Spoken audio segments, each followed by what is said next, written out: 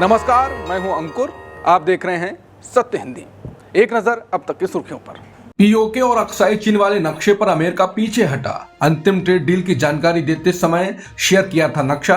दक्षिणपंथी हुए तो खुश, अब यूएसटीआर ने हटा ही दी पोस्ट। अमेरिका के यूएस ट्रेड रिप्रेजेंटेटिव यानी यूएसटीआर कार्यालय ने सोशल मीडिया प्लेटफॉर्म एक्स से एक पोस्ट हटा दी है। इस पोस्ट में भारत का ऐसा नक्शा दिखाया गया था जिसमें पूरा जम्मू कश्मीर, पाकिस्तान अधिकृत कश्मीर यानी पीओके और अक्साई चीन को भारत का हिस्सा बताया गया था। ये पोस्ट उस समय डाली गई थी जब भारत और अमेरिका के बीच अंतरिम व्यापार समझौते की जानकारी साझा की गई थी, लेकिन अब ये नक्शा यूएसटीआर के आधिकारिक एक्स अकाउंट से हटा दिया गया है। बता दें, जैसे ही ये नक्शा यूएसटीआर ने शेयर किया था तब भारत में दक्षिणपंथी समूह उत्साह में कूद पड़ा था। कहने लगे कि ट्रंप ने बता दिया है कि भारत का उस मामले में समर्थन करते हैं और पाकिस्तान के लिए झटका है, चिंता की बात है, शर्मनाक है। लेकिन अब आज ये देखना है वो कुछ इस पर कहते हैं या चुप रहते हैं, या ट्रंप ने घुमा फिराकर फिर भारत को झटका दे दिया है।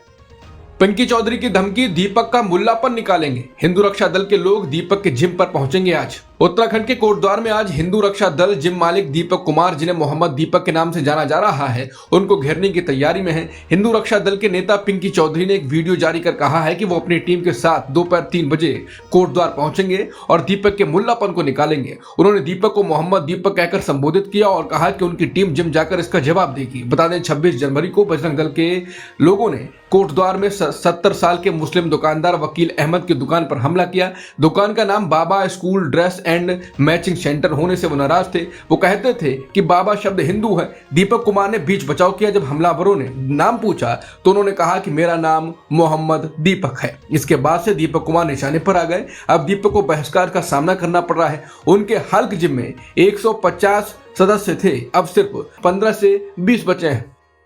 आज भारत बंद, किसान संगठनों और ट्रेड यूनियनों ने बुलाई है हड़ताल। संयुक्त किसान मोर्चा और देश की 10 प्रमुख केंद्रीय ट्रेड यूनियनों ने भारत अमेरिका अंतरिम व्यापार समझौते, केंद्र सरकार की आर्थिक नीतियों और नए श्रम कानूनों के विरोध में 12 फरवरी यानी आज भारत बंद का आह्वान किया है। संगठनों का दावा है कि करीब 10 करोड़ मजदूर हड़ताल में भाग ले सकते हैं। बंद के समर्थन में कई बैंक यूनियनों के शामिल होने से देश भर में बैंकिंग सेवाओं पर असर पड़ने की आशंका है। भारत बंद को राहुल गांधी का समर्थन, सरकार पर हमला बोले क्या मोदी जी अब सुनेंगे या उन पर किसी ग्रिप की पकड़ बहुत मजबूत है। आज भारत बंद पर लोकसभा में नेता विपक्ष राहुल गांधी ने समर्थन किया है और मोदी सरकार को घेरा है। राहुल ने कहा कि आज देश भर में लाखों मजदूर और किसान अपने हक की आवाज बुलंद करने सड़कों पर हैं। मजदूरों को डर है कि 4 श्रम संहिताएं उनके अधिकारों को कमजोर कर देंगी। किसानों को आशंका है कि व्यापार समझौता उनकी आजीविका पर चोट करेगा और मनरेगा को कमजोर या खत्म करने से गांव का आखिरी सहारा भी छिन सकता है। जब उनके भविष्य से जुड़े फैसले लिए गए, उनकी आवाज को नजरअंदाज किया गया। क्या मोदी जी अब सुनेंगे या उन पर किसी ग्रिप की पकड़ बहुत मजबूत है? मैं मजदूरों और किसानों के मुद्दों और उनके संघर्ष के साथ मजबूती से खड़ा हूं।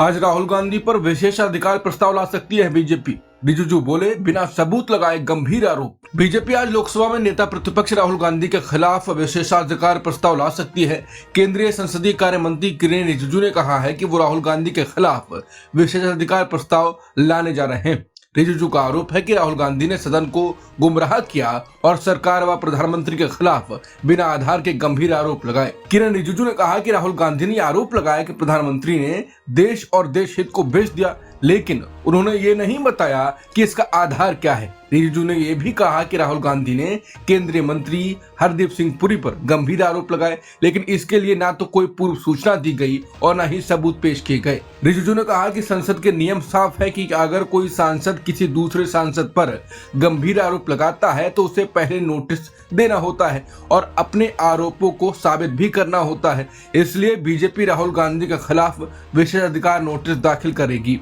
वहीं राहुल गांधी ने सदन में कहा था कि वो अपने सभी दावों को प्रमाणित करने के लिए तैयार हैं, लेकिन उस समय स्पीकर की कुर्सी पर बैठे बीजेपी सांसद जगदम्बिका पाल ने कहा कि अध्यक्ष की ओर से अभी राहुल गांधी से ऐसा करने को नहीं कहा गया है।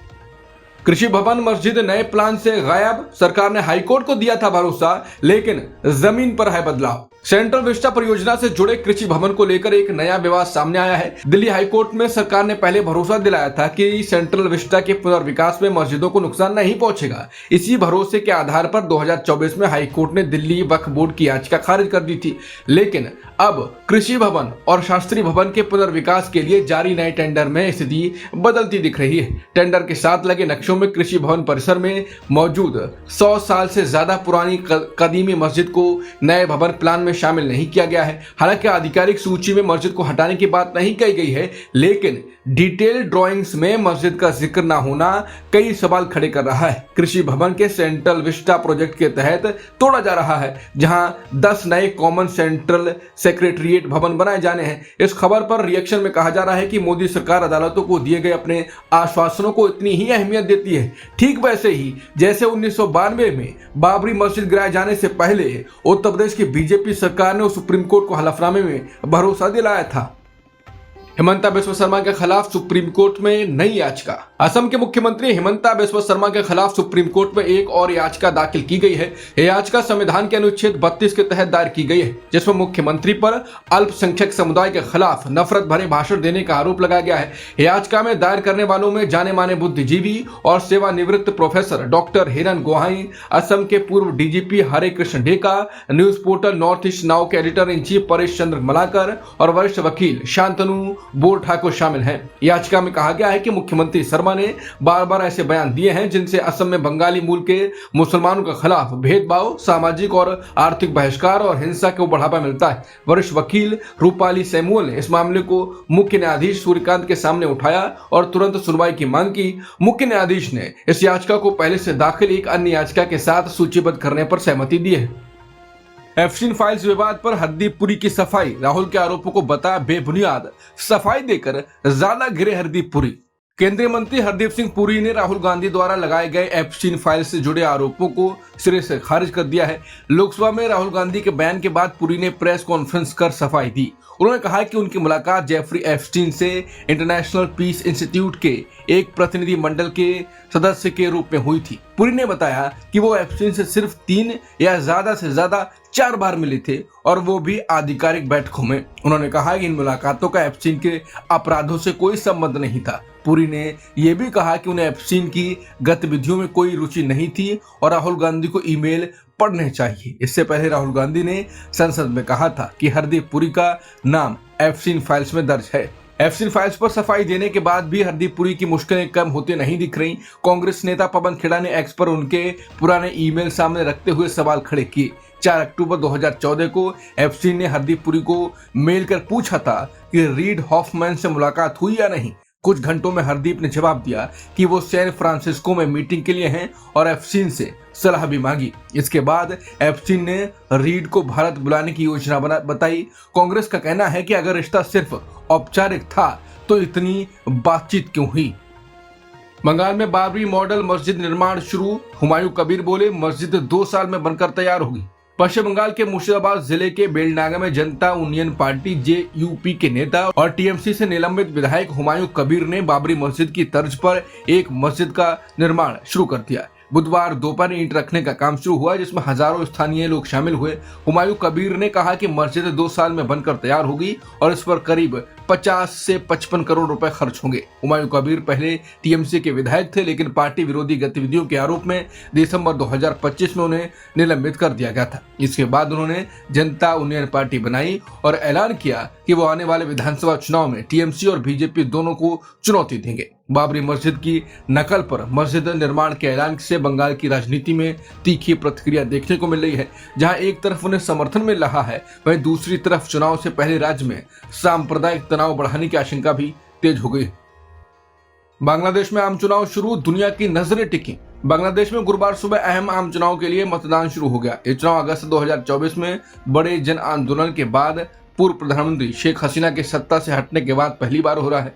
देश के 300 में से 299 संसदीय सीटों पर सुबह 7:30 बजे से मतदान शुरू हुआ, जो शाम 4:30 बजे तक चलेगा। एक सीट पर उम्मीदवार की मौत के कारण मतदान रद्द कर दिया गया।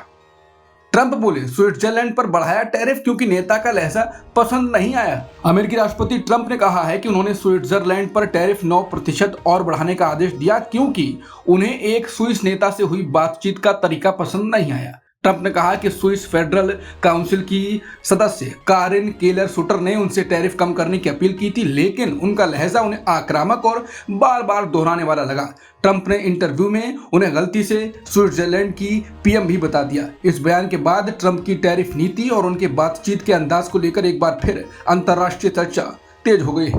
अब तक की खबरों में इतना ही। बाकी खबरों के लिए बने रहिए सत्यहिंदी.com के साथ। Copyright disclaimer under Section 107 of the Copyright Act 1976. Allowance is made for fair use for purposes such as criticism, comment, news reporting, scholarship, and research. Fair use is a use permitted by copyright statute that might otherwise be infringing.